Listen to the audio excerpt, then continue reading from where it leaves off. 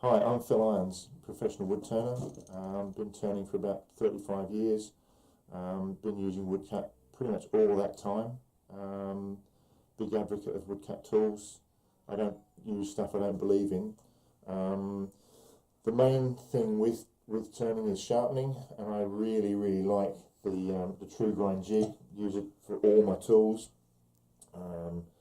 especially small tools. Now they've brought out the CBM wheel. I don't even switch it on to sharpen this. This is a little 6mm gouge.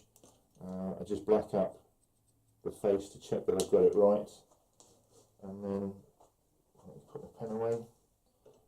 Because this is such a small tool and I sharpen my tools, I don't grind them.